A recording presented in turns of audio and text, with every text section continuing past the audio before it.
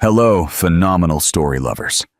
Get ready for a tale that intertwines fate, hidden truths, and a love that blooms in the most unexpected places. This narrative will make you believe that kindness is a currency more valuable than gold. Before we embark on this incredible journey, tell us in the comments what city you're watching from. And if you believe that genuine connection can bridge any gap, hit that like button and subscribe for more powerful, heartfelt stories. Your support means the world to us. Alexander, what are you doing here? Eleanor froze, seeing him standing on the corner, shopping bags dangling from her trembling hands. Alexander Hayes felt like a child caught stealing sweets. Words caught in his throat as he looked at his housekeeper, who watched him with a mix of surprise and alarm. I saw you walking by and you followed me? Eleanor's voice rose, but she maintained the composure that always characterized her, even now, standing under the dim streetlight. Mr. Hayes, this isn't right. You are my employer. I am your employee. That's all. My life after work is none of your business. But Alexander had seen too much. He had watched her enter the building opposite with medicines, how she hugged that young man, clearly her brother, how she carried bags of food for someone else. Everything he had witnessed in the last 20 minutes had turned his world upside down. You're right, he murmured, running a hand through his hair. I shouldn't have followed you. But Eleanor, what I saw. What did you see? Her eyes gleamed with a mix of defiance and fear. I saw an extraordinary woman caring for others when she should be resting. 3 weeks earlier, Alexander Hayes had been sitting in his London penthouse, looking out the window at the empty street on a Tuesday night. His divorce from Victoria had been finalized barely 2 months prior, and the betrayal of his former business partner still ached like a fresh wound. At 42, he felt more alone than ever, surrounded by luxuries that no longer gave him any satisfaction. His house was a museum of soulless, expensive objects. Designer furniture no one touched, artworks no one admired, a gourmet kitchen where he barely knew how to make coffee. The silence was so dense that sometimes he would turn on the television just to hear human voices. Eleanor arrived on Tuesdays, Thursdays, and Saturdays at 8 sharp. Never a minute late, never a minute early. She was 28, her blonde hair always tied in a practical braid, and she moved through his house with a silent grace. She cleaned, tidied, and left at 4 in the afternoon without a sound. At first, Alexander barely noticed her. She was efficient, discreet, and maintained that professional distance he respected. But something had begun to change in recent weeks. Perhaps it was the way she organized his books by author, instead of by color, as the previous housekeeper did. Or how she always left a clean cup next to the coffee maker, as if she knew he would need coffee when he arrived from the office. The first time he saw her walk down his street after working hours, he thought it was a coincidence. The second time, he felt curious. The third time, he decided to find out what was going on. That Tuesday night, as Eleanor passed his building with hurried steps, Alexander grabbed his jacket and followed her at a discreet distance. He saw her enter a pharmacy, buy medicines, and then head to the apartment building across the street. Through a first-floor window, he could see her helping an elderly woman take her pills and serving her dinner. An hour later, a young man arrived with medical books under his arm. When Eleanor hugged him, Alexander could immediately see the family resemblance. Siblings, no doubt. The young man looked tired but determined, and Eleanor served him food while he studied. It can't be, Alexander murmured, hidden in the shadows. But it was true. His housekeeper, the woman who cleaned his house 3 times a week, had a completely different life from what he had imagined. A life full of responsibilities, sacrifices, and genuine love. When he finally confronted her in the street, Eleanor looked at him with those eyes he now recognized as belonging to someone who had known true struggle. "Why didn't you tell me anything?" he asked softly. "Tell you what? That I look after my elderly neighbor because she has no family? That I work other jobs to pay for my brother's medical studies?" Eleanor shook her head. "You pay me to clean your house, Mr. Hayes. My personal life is not part of the contract." "Eleanor, I have to go." She turned away. "David is waiting for me to take him to his night shift at the hospital, where he's doing his residency." "Wait." Alexander extended his hand, but didn't dare to touch her. "Are you coming to work tomorrow as usual?" Eleanor looked at him for a long moment, as if she was evaluating something he couldn't understand. "Yes, Mr. Hayes. I'll be there tomorrow at 8, as always." As he watched her walk away with her bags and her dignity intact, Alexander realized that something fundamental had changed in him that night. For the first time in months, perhaps years, he had seen something real, something authentic in a world full of superficiality. And for the first time since his divorce, he didn't feel completely alone. The following Thursday, Alexander managed to be home when Eleanor arrived. He had canceled an important meeting and told his secretary that he would be working from home. He felt ridiculous, like a teenager waiting for his crush to arrive, but he couldn't help it. Eleanor arrived punctually. As always, in her immaculate uniform and perfect braid. She wished him good morning with the same professional courtesy as always, but Alexander noticed something different in her eyes, a warmth he hadn't seen before, mixed with caution. "Good morning, Eleanor," he replied, closing his laptop. "How is Mrs. Davies?" Eleanor paused mid-stride towards the cleaning cupboard. "The elderly lady you care for. Her name is Mrs. Davies, right?" A blush crept up Eleanor's cheeks, but she held her chin high. "She's better, thank you. Her medication is working." Over the next 2 hours, Alexander found excuses to be near as Eleanor worked. He offered her coffee, commented on the weather, and finally, when he saw her organizing his library, he mustered the courage. "Have you read 100 Years of Solitude?" he asked, pointing to the book in her hands. Eleanor's eyes lit up immediately, and, for a moment, she forgot to maintain her professional distance. "It's a masterpiece," she replied without thinking. Gabriel Garcia Marquez manages to make the magical and the real coexist in such a natural way that the reader accepts that yellow petals fall like rain, as if it were the most normal thing in the world. Alexander smiled, genuinely surprised by the depth of her answer. "Exactly. My favorite part is when Jose Arcadio Buendia is tied to the chestnut tree, remembering the day his father took him to discover ice." Eleanor finished the sentence, and for the first time since working for him, smiled genuinely. That image is incredible. The contrast between a child's wonder and the melancholy of the old man remembering. They fell silent for a moment, looking at each other as if seeing each other for the first time. "Did you study literature?"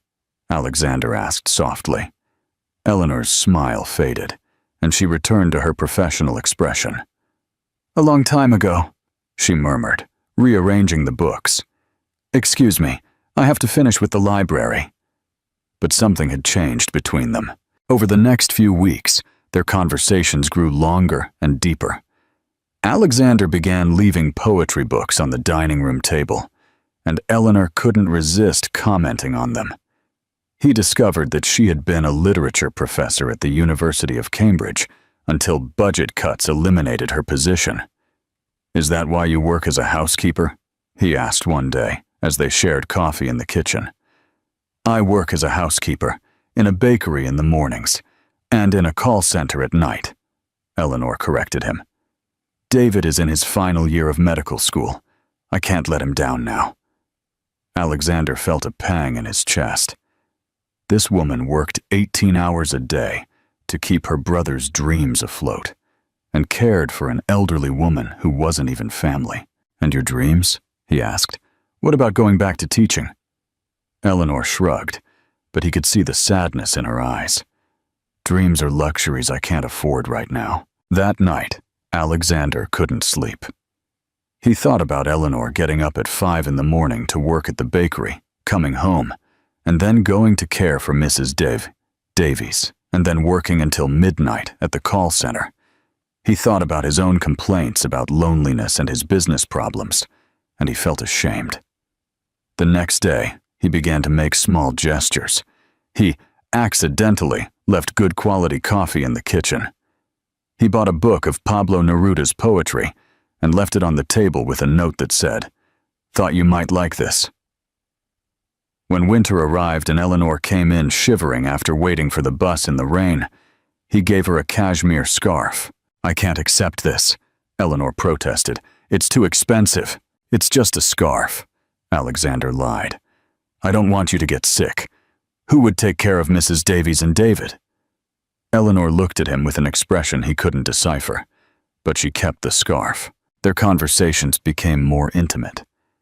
Eleanor told him about her childhood, about how her parents died in an accident when David was only 15, and how she had abandoned her doctoral studies to raise him.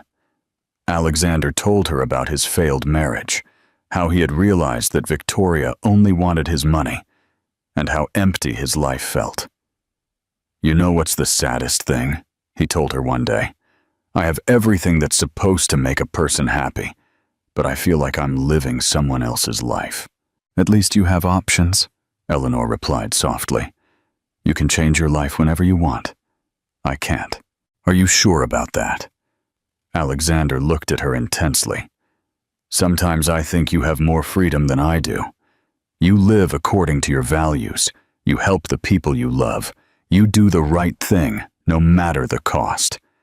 I just exist." One rainy May afternoon, Eleanor arrived soaked and shivering.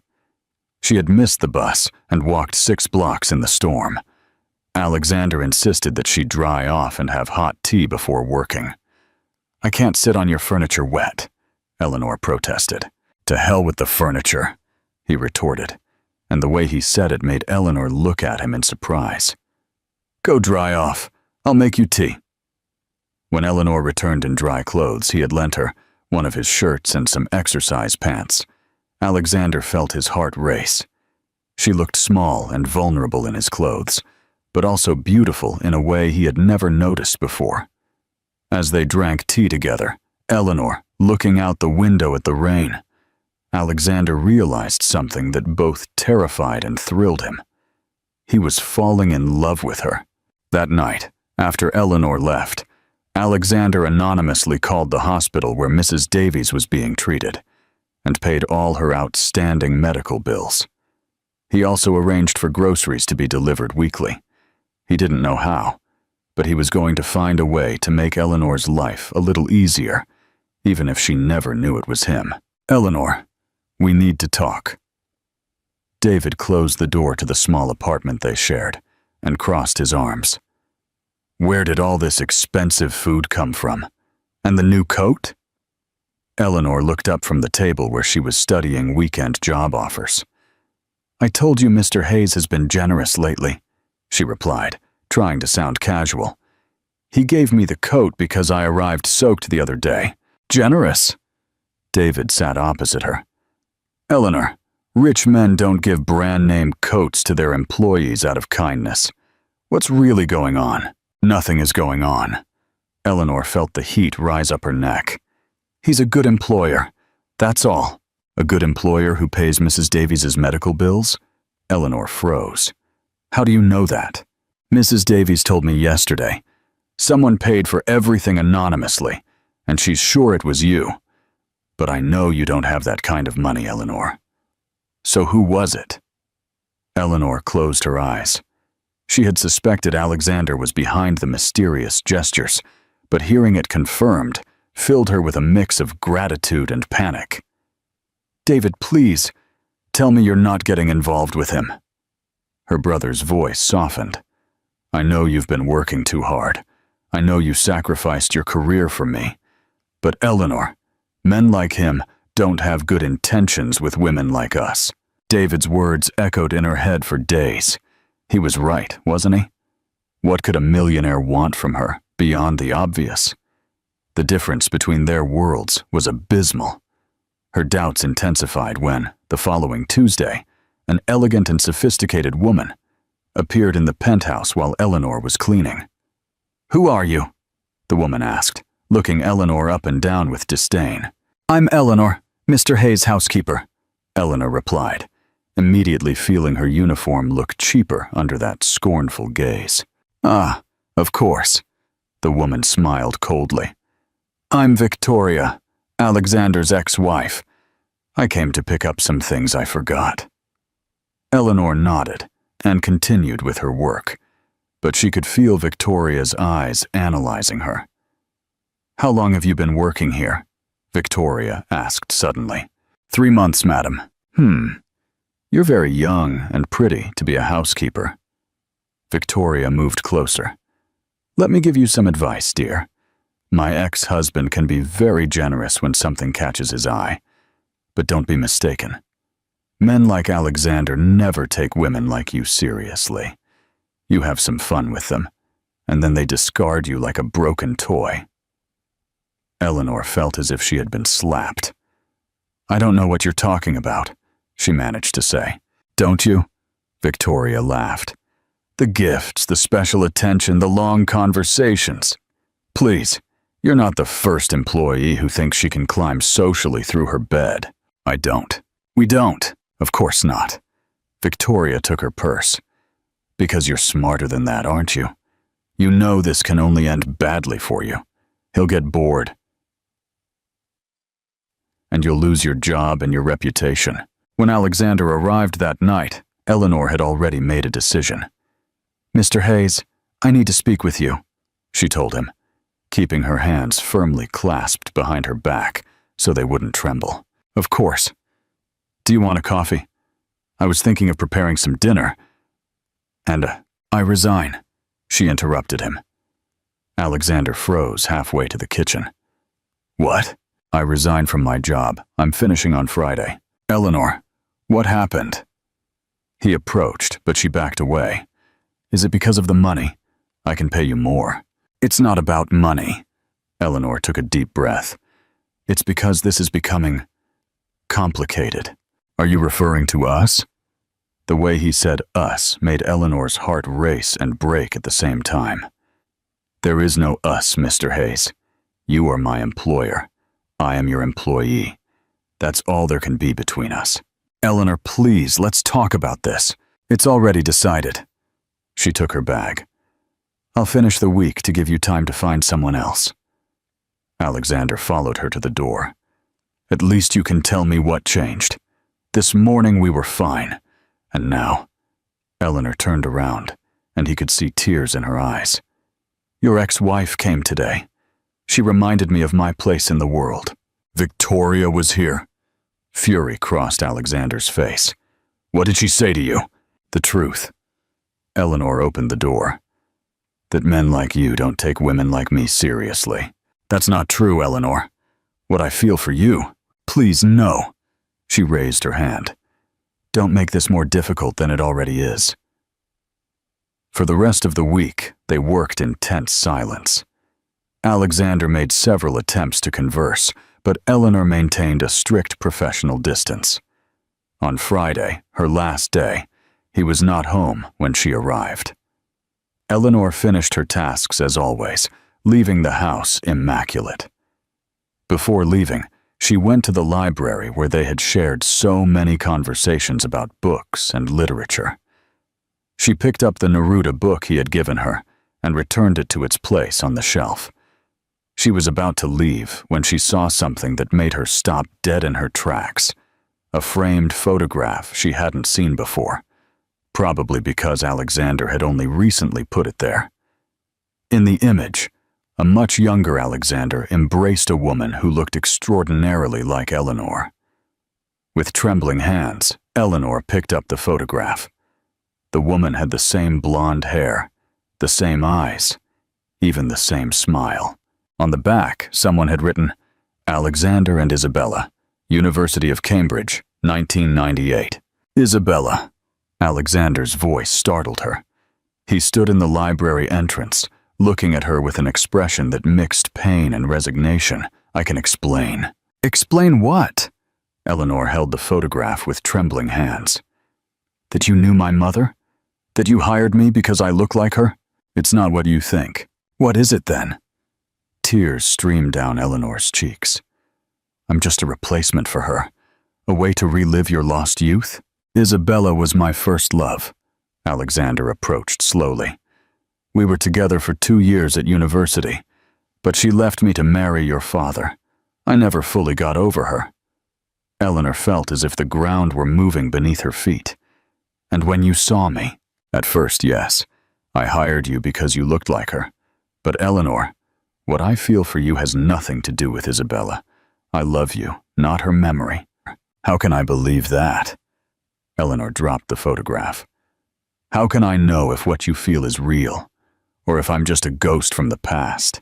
Because I know you. Alexander extended his hands towards her. I know your laughter when you talk about books. I know your strength when you carry the world on your shoulders.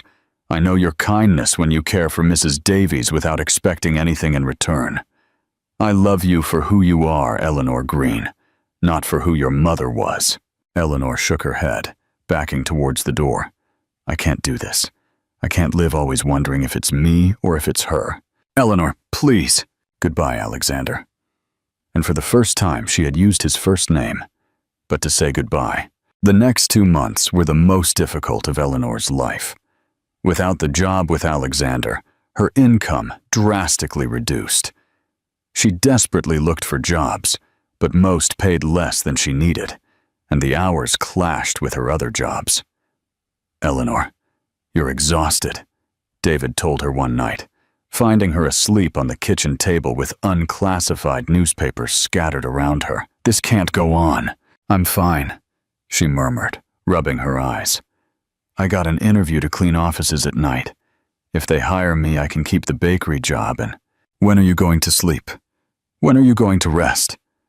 Eleanor didn't reply because she had no answer, and she had left the job with Alexander. Her life had become a constant race against time and lack of money. The worst part wasn't the physical exhaustion. It was the emotional emptiness she felt every time she passed Alexander's building, every time she saw a Garcia Marquez book in a bookstore, every time she remembered their conversations and the way he had made her feel special. I was wrong about you, David told her one afternoon after returning from his hospital residency. Mr. Hayes, I think he really cared about you. What makes you think that? He's still paying Mrs. Davies' medical bills. And not only that, he's sending her groceries every week. Mrs. Davies asked me about you. She says he's visited her twice to ask how you are. Eleanor felt a pang in her chest. That doesn't change anything. Really? David sat opposite her. Eleanor, I've seen how you were with him. You smiled more, you had more energy, and the way you talked about your conversations, I'd never seen you like that with anyone. David, maybe you made a mistake. Maybe you should talk to him. Eleanor shook her head, but her brother's words kept swirling in her mind. Meanwhile, Alexander was living his own hell. His work had become mechanical, without passion. He arrived late for meetings, canceled important appointments, and his assistant had started asking him if he was feeling well. The truth was, he wasn't feeling well. He felt empty, lost, as if he had lost something essential of himself when Eleanor left.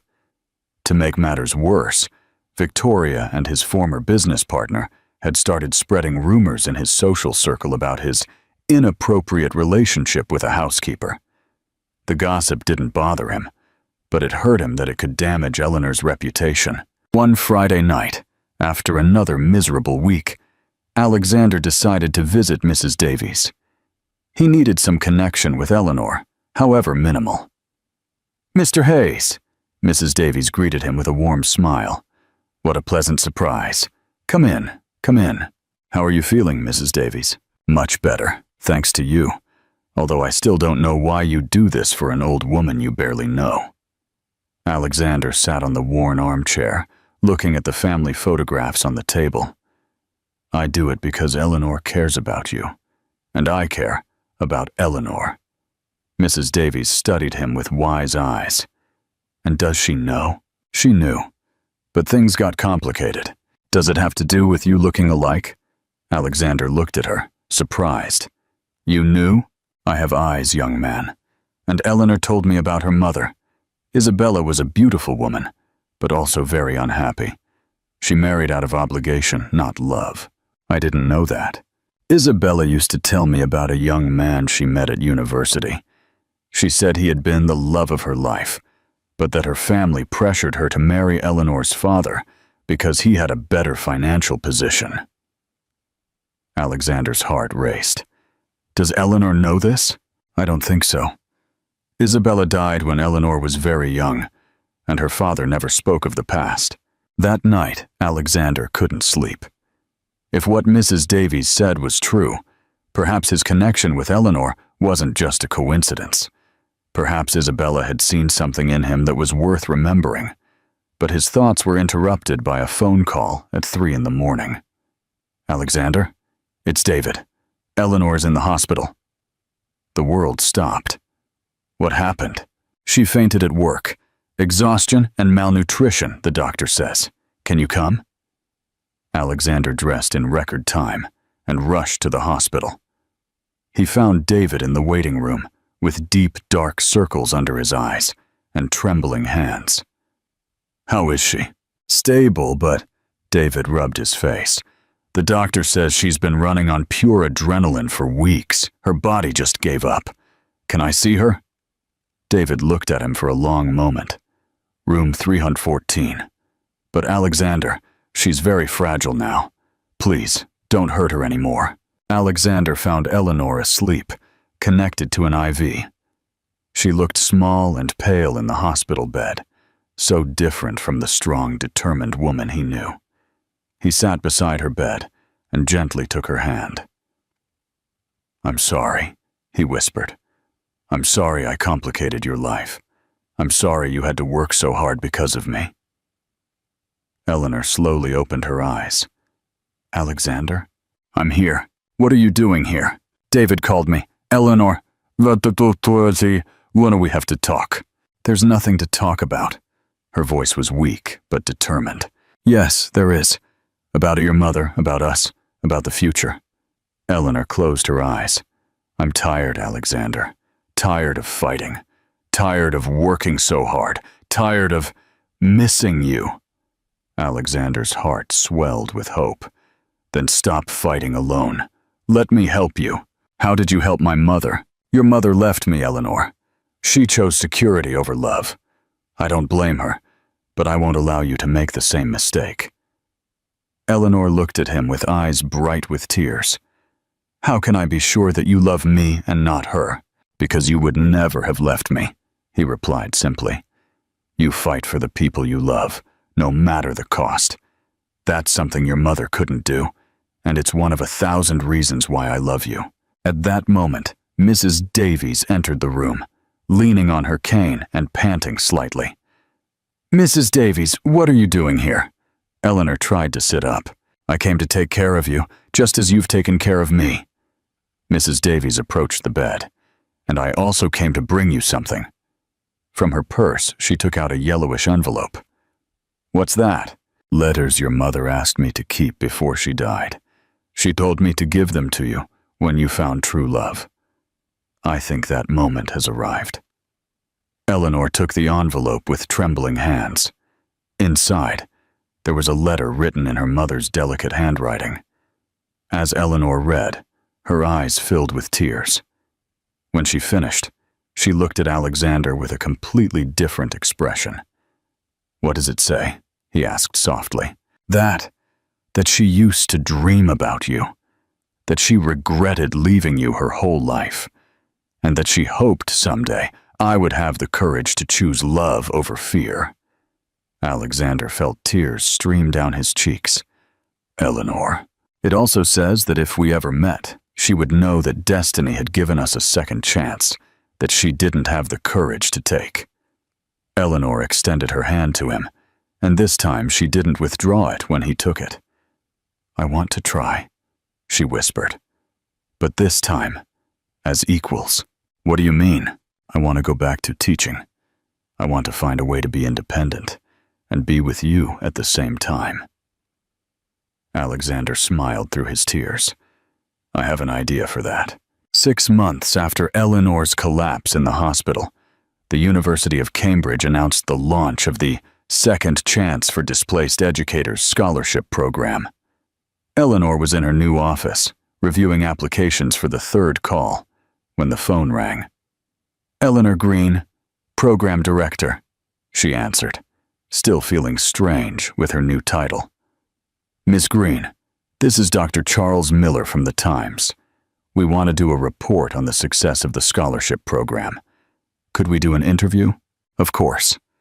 Eleanor looked at the photo on her desk, where she appeared with the first 15 beneficiaries of the program. "It would be a pleasure." After hanging up, Eleanor leaned back in her chair. The past few months had been a whirlwind of change. When Alexander proposed the scholarship program, she had been skeptical at first. "I can't accept your charity," she had told him from her hospital bed. "It's not charity," he had replied. "It's justice, and besides, I need someone to run the program. Someone who understands what it means to lose a career due to circumstances beyond their control." Eleanor had finally accepted, but with strict conditions. Her salary would be competitive, but not excessive, and she would maintain total independence in program decisions. Alexander had accepted without question. The first week had been strange. Seeing Alexander in work meetings, maintaining a professional relationship after everything that had happened between them required a delicate balance. But gradually, they began to build something new. Their weekly meetings about the program naturally extended into conversations about literature and life. Alexander consulted her on decisions that went beyond the scholarship program, genuinely valuing her opinion. Eleanor began to see a different side of him, not the lonely millionaire, but the man who truly wanted to make a difference. "How's everything going?" David poked his head through the office door. He had finished his medical residency and now worked in a community clinic that, coincidentally, also received anonymous donations. "Good. We just approved 15 more scholarships." Eleanor smiled. "And you? How are things with Sarah?" David blushed. He had met Sarah, a psychologist, at the clinic, and Eleanor enjoyed teasing him about his obvious infatuation. "It's going well. In fact, I wanted to ask you for some advice about something." David sat down in front of the desk. "I want to ask her out to dinner, but I don't know if it's appropriate. We work together and—" "David," Eleanor interrupted him with a smile. "If you've learned anything from my experience, it should be that love doesn't understand professional protocols. Speaking of that, how are things going with Alexander?" Eleanor sighed. That was the question that tormented her daily. "I don't know. We work well together. We respect each other, but we keep our distance." "Why?" "Because I'm scared," Eleanor admitted. "Scared that if things go wrong, I'll lose not only him, but also this job that I love." "Eleanor, the man is obviously in love with you. I see it every time he looks at you in meetings." "How can you be so sure?" "Because I know that look. It's the same one you have when you talk about him." That afternoon, Eleanor stayed late at work, preparing the presentation for the university council. She was so focused that she didn't realize someone had entered until a familiar voice startled her. "Working late again?" Eleanor looked up and found Alexander standing in the doorway, holding 2 cups of coffee. "Alexander, what are you doing here? I saw the light on from the street. I thought you might need coffee." He approached and placed a cup on her desk. "How's the presentation going?" "Good, I think. The numbers are impressive. 45 educators have returned to classrooms, and the student retention rate in their classes is 15% higher than average." "That's extraordinary, Eleanor. You should be proud." "I am." She took a sip of coffee. but I'm also nervous about the presentation. Why? The results speak for themselves, because some council members are still wondering if the program is a legitimate academic initiative, or just... Eleanor stopped. Or just what? Or just the expensive whim of a rich man to impress a woman? Alexander was silent for a moment. Is that what you think? No. Eleanor looked him in the eyes. But I'm worried others think that. Eleanor, may I ask you something? She nodded. Do you miss what we had before? I mean, our conversations, the connection we felt. Eleanor felt her heart race. Every day. Me too. Alexander moved closer. And I know we said we were going to keep things professional, but it's impossible. Eleanor finished the sentence. At least for me. For me too. He extended his hand and gently caressed her cheek. Eleanor, I've tried to give you space, to respect your boundaries, but I love you, and I believe you love me too. Yes, she whispered. I love you. Then why do we keep pretending we're just colleagues? Because I'm afraid of ruining this. Eleanor gestured around the office. This job, this program, is the most important thing I've done in my life. And you're not going to ruin it. Eleanor, you are brilliant, dedicated, and you change lives every day. That has nothing to do with me. Are you sure? Completely sure. And to prove it, Alexander took an envelope from his jacket. What's this? The legal control of the program. I'm transferring it completely to the university. It will no longer be my program. It will be theirs. You will report directly to the dean, not to me. Eleanor opened the envelope with trembling hands. Alexander, this must be worth millions. It's worth less than your peace of mind. And it's worth much less than the possibility of being with you without you having to worry about conflicts of interest. Eleanor stood up and approached him. Are you sure about this? I've never been more sure of something in my life. He took her in his arms. Eleanor Green, would you do me the honor of dating me? This time as the man who loves you, not as your boss. Eleanor smiled, feeling as if a huge weight had been lifted from her shoulders. Yes, Alexander Hayes, I'd love to date you. When he kissed her, softly and tenderly, Eleanor knew that they had finally found the way forward. Together, as equals, building something beautiful on the solid foundation of mutual respect and true love. Outside, London shimmered with the night lights. But inside that university office, two hearts that had fought against circumstances and their own fears had finally found each other in the right place. 3 weeks after Eleanor and Alexander made their relationship official, the University of Cambridge organized a gala to celebrate the first anniversary of the Second Chance program. Eleanor was in her apartment, nervous as she got ready for the event. You look beautiful, David told her, poking his head into her room. Though I don't understand why you're so nervous. It's your program, your achievements, because tonight Alexander is going to give a speech, and the entire university community will be there. Eleanor smoothed the navy blue dress she had bought for the occasion. It will be the first time we appear publicly as a couple, and that worries you. A little, she admitted. There are still people who believe I got this job because of my relationship with him, not because of my merits. David took her by the shoulders. Eleanor, in 1 year, you have changed the lives of 60 educators. Your results speak for themselves. Let them think what they want. The gala was held in the university's main hall. Eleanor arrived early to check the final details, but stopped dead in her tracks when she saw a familiar figure waiting for her at the entrance. Hello, Eleanor. It was an older woman, with gray hair and kind eyes, who seemed strangely familiar. Do we know each other? Eleanor asked. I'm Isabella Davies, your father's sister. Your aunt, Isabella. Eleanor felt her legs tremble. She hadn't seen her father's family since the funeral, years ago. Aunt Isabella, what are you doing here? David invited me. He told me about your work, about... About Alexander. The woman smiled. I wanted to see you, and I also wanted to give you something I've kept for a long time. Isabella took a small wooden box from her purse. What's this? Letters your mother asked me to keep before she died. She told me to give them to you when you found true love. I think that moment has arrived. Eleanor opened the box with trembling hands. Inside were several yellowed letters, all addressed to Alexander Hayes. I don't understand. Your mother wrote these letters for years after marrying your father, but she never sent them. In them, she confessed that she never stopped loving him, that she regretted her decision, and that she hoped that one day destiny would give them a second chance.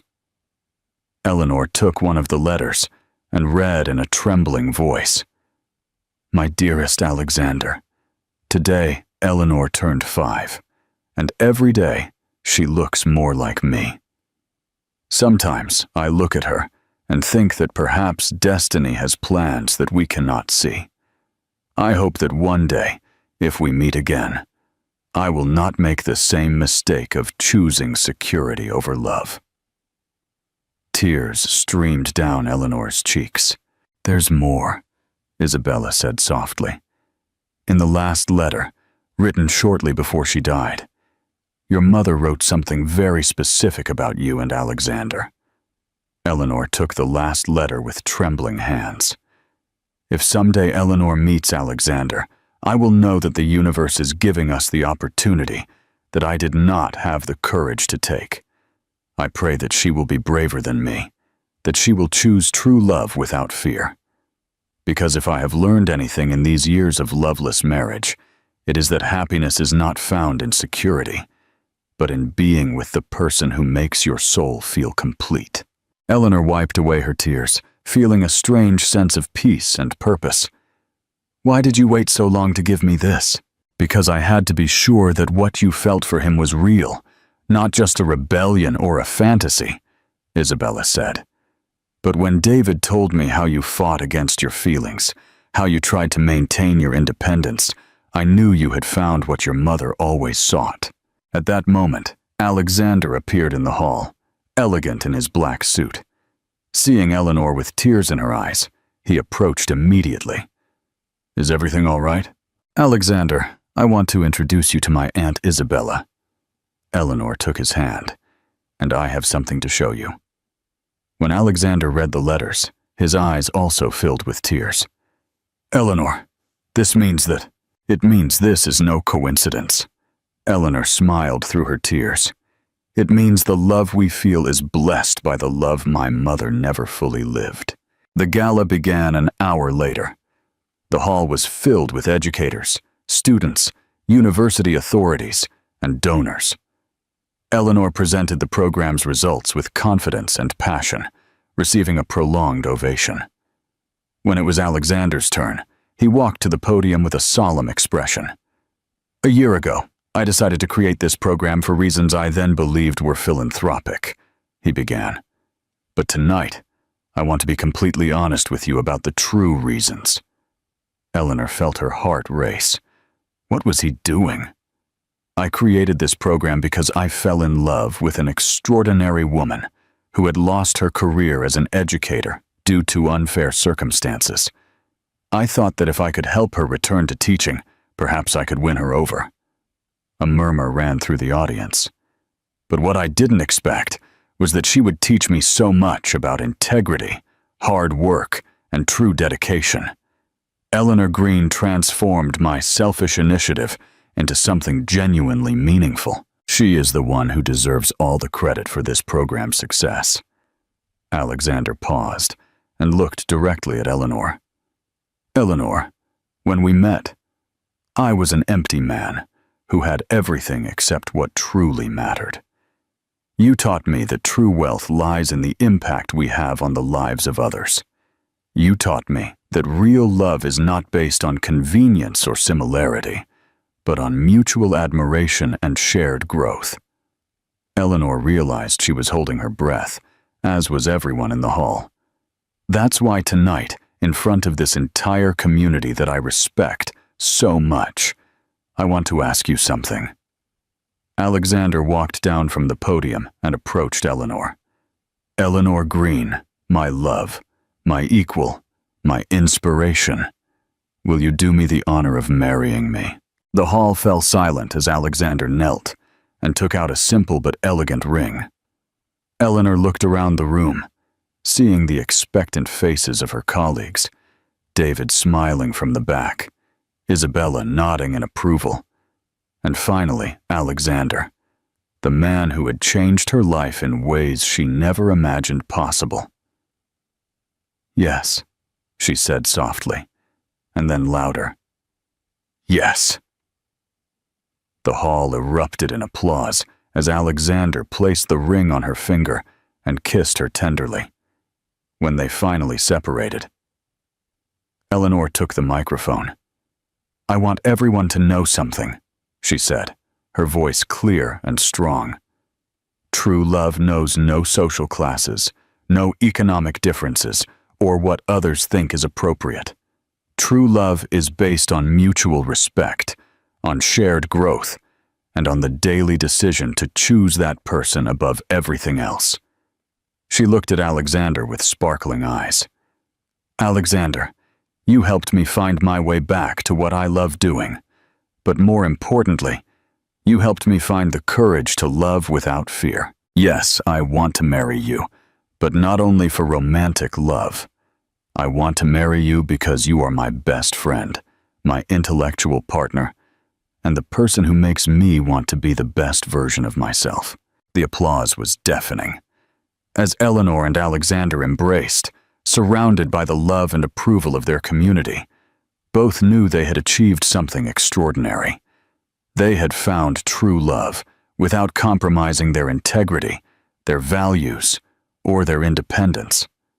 That night, as they celebrated with David, Isabella, and the program beneficiaries, Eleanor felt she had finally fulfilled her mother's last wish.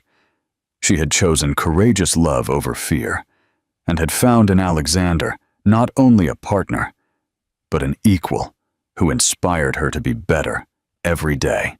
Eleanor woke up to the sound of rain gently tapping against the windows of the apartment she now shared with Alexander.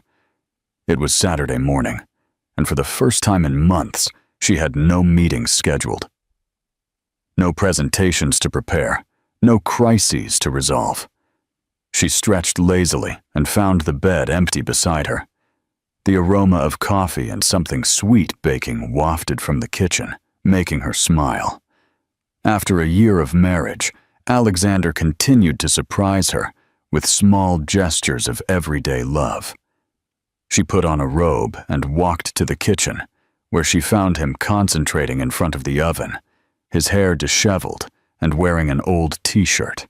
"Good morning, my husband," she said, hugging him from behind. "Good morning, Dr. Green," he replied, turning to kiss her.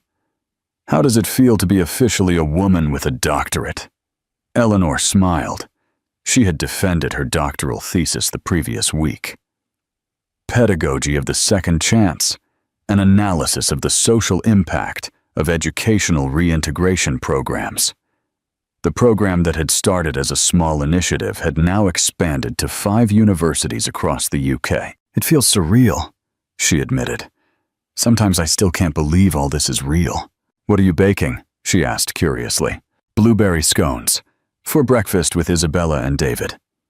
Eleanor raised an eyebrow. "David and Isabella? Together? Your brother called early. He wanted to talk to you about something important, and Isabella said she wanted to come too. Sounds mysterious." Eleanor poured herself coffee. "Lately, David has been very mysterious." An hour later, David arrived with Isabella, but it wasn't the Mrs. Davies Eleanor used to care for, but her Aunt Isabella.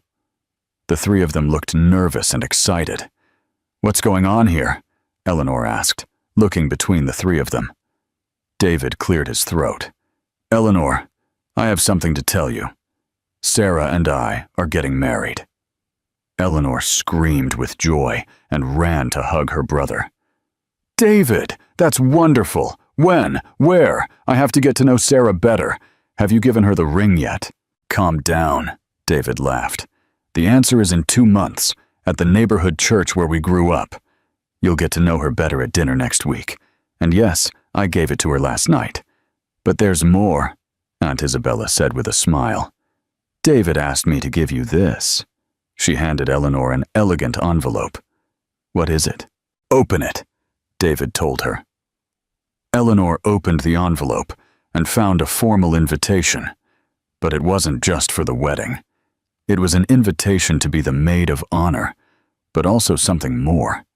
An invitation to give a talk at the International Congress of Education to be held in Brazil next month. David, how did you get this? It wasn't me. Her brother smiled. Your husband sent your thesis to several international academics. They officially invited you to present your research. Eleanor looked at Alexander in astonishment. You sent my thesis? Without telling me? Only to 3 people, he said, raising his hands defensively. I wanted to surprise you. Your work deserves to be known worldwide.